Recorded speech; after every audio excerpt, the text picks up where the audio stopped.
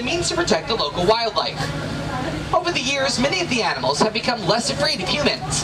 That's great for us, but unfortunately it makes them an easy target for poachers and illegal hunters. To help protect all of the animals, wildlife officers are constantly patrolling the 800 square miles of the reserve, and we are required to get in contact with them as we enter. Alright, Twindy everyone, let's see if they are within radio range. Airborne Patrol, this is Simba 1, over. Simba 1, this is Warden Wilson Mutua, over. Well, Jumbo Wilson, Simba 1 is entering the reserve, the Little Turi Forest, over. I'm Jumbo, Simba 1. Keep your eyes open and drive carefully. You should see lots of animals. Well, you heard him, everyone, so you'll want to keep your eyes open, especially here in the forest, where the animals' natural colors and markings help them blend in real easily with the background. Oh, I do see a greater kudu crossing the road up ahead. Oh, but first, over on the right, there's a kind of a smaller brown animal, the yellow patch of fur on its back. That is a yellow-backed duiker. Duiker is the Afrikaans word that means diver. The animal gets its name because it dives into bushes head first to escape its predators. Also on the right, between the bamboo trees there, you'll see the larger dark brown animal that is an okapi. They are very shy and reclusive animals and weren't actually discovered by the Western world until around 1901. Now, on both the right and left side here, these are greater kudu, as I mentioned earlier. They are the second largest antelope in Africa. They grow to weigh about 750 pounds, and they are also crepuscular, which means they are mostly active during the dawn and dusk of the day. Watering holes like the one on the left here are important gathering places in the forest. It's also usually our best chance to see some of the more rarer species. On the left here are these two large black and white birds. Those are saddle-billed storks. They are the tallest stork in Africa, growing to be 5 feet tall with a wingspan of 8 to 9 feet.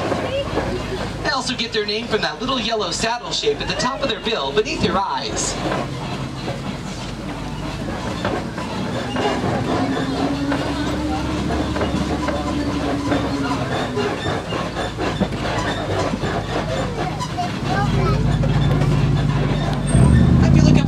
A game spotting guide, as I mentioned earlier. Well, we won't see all of these animals, but we do also usually have pretty good luck. Oh, there's a black rhino up here on the left. Let's being head up a little further to get a better view. Now take a good look, folks, because hundreds of thousands of black rhino have been poached for their horns. Only about 4,200 are left in all of Africa. They weigh about 3,000 pounds and can charge at 35 miles per hour. Their skin is actually 1 inch thick, which makes it impenetrable to all of its predators, except for humans.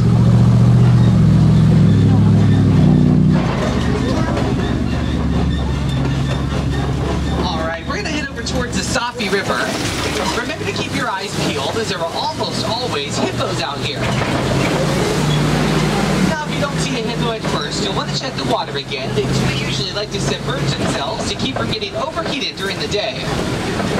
Oh wow, there's one actually out of the water up here on the right. It's kind of over there by the cliff, with the buzzards kind of flying around it. Now it is very rare to see hippos out of the water like this because their large bodies do get overheated very easily in the sunlight. Now when they are actually in the water, they can hold their breath anywhere from 5 to 8 minutes, and although they look like they're swimming, they actually prefer to sink to the bottom and walk along the riverbed. Now it's not real surprising that it's not very active right now. They are nocturnal animals, and they'll come out of the water every evening to eat about 150 pounds of vegetation. Looks like there are a couple more up ahead on the left. It's up past this island here.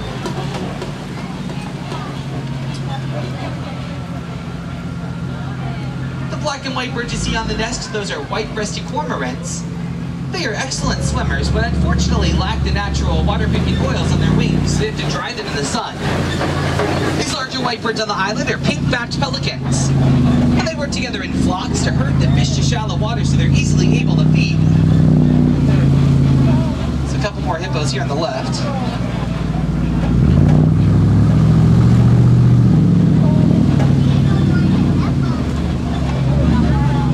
Actually a couple more down here as well.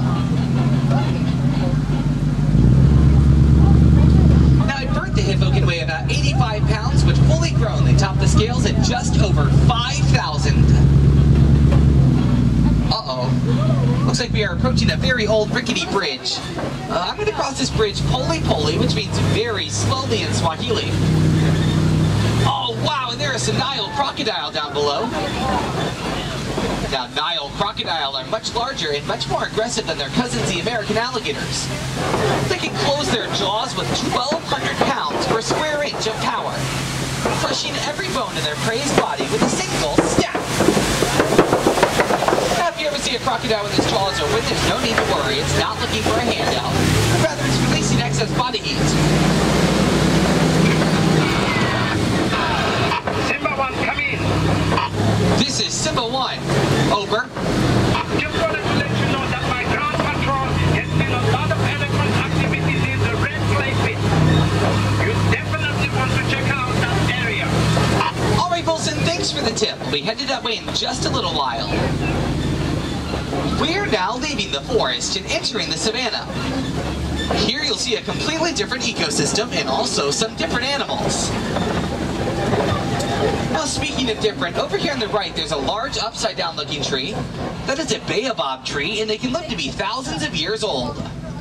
They survive long periods of drought by storing water in their trunk and also going leafless 9 months out of the year. Now, this is one of my favorite overlooks of the entire reserve. The savanna you see here is part of the Serengeti grassland system, which stretch out hundreds of miles across eastern Africa. It is a superhighway for millions of migratory animals, and home to some of Africa's most famous, including the giraffe, the elephant, and also the lion. This is the wild Africa we are all working so hard to protect. On the right here and also on the left side, these large light brown animals are Patterson's eland. They are the largest antelope in Africa. An adult male will stand 6 feet tall at the shoulders and weigh about 2,000 pounds.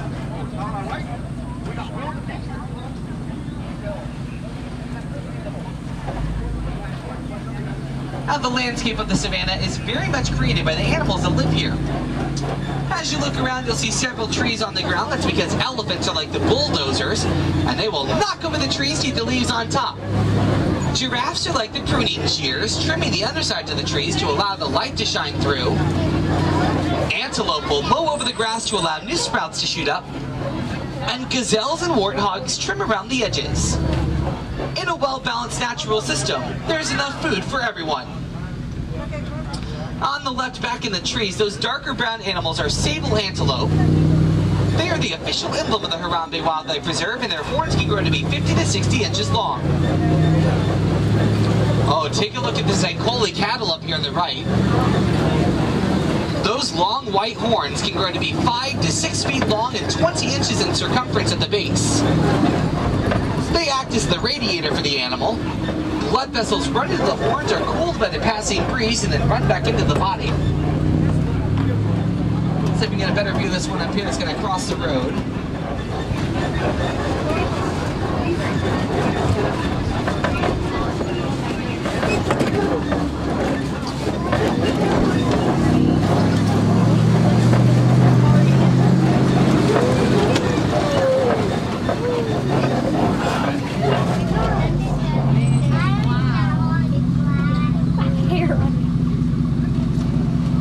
Also, I'm sure by now you've noticed tall cones of earth sticking up from the ground.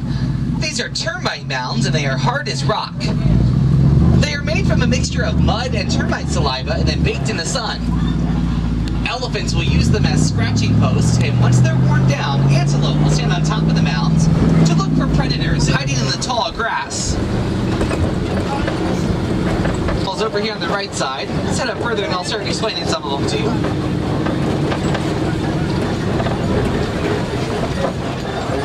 It's an Zankoli cattle again over there on the left.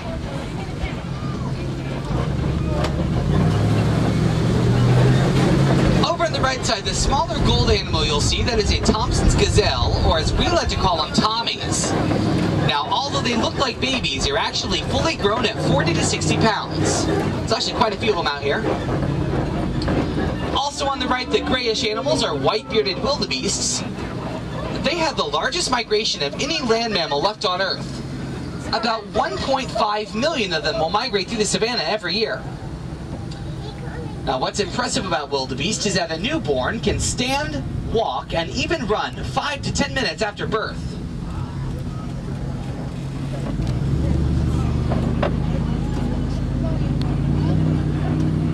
Oh, up ahead on the left, I do see a reticulated giraffe. Let's see if we get a good view of it here.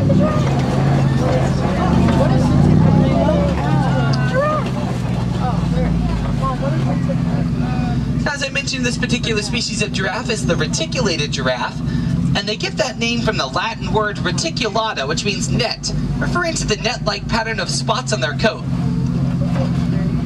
An adult giraffe can stand to be about 18 to 20 feet tall, making them the tallest animal in the world.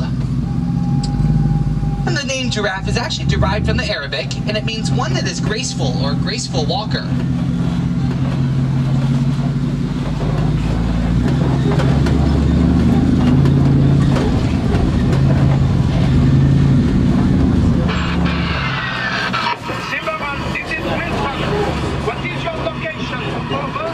Oh, we're at Monkey Point, headed for elephant country. Keep your eyes open for me. We picked up a baby elephant that was wandering off on its own. Oh, We no. can't find the mother. I'm afraid Fortune may be in the reserve. All right, Wilson, we'll keep our eyes open.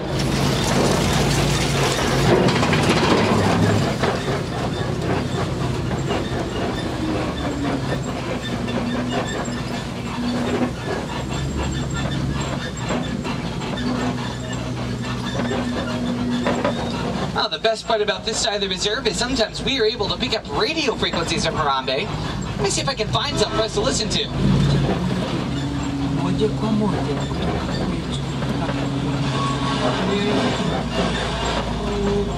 Ah, yes, this is one of my favorites. Uh-oh. Looks like the road up ahead is closed. Oh, I guess we have to go to the left then. Oh, there's an elephant off to the right. You can just barely see it though. And actually head up further on this road. Maybe we can get a better view of it.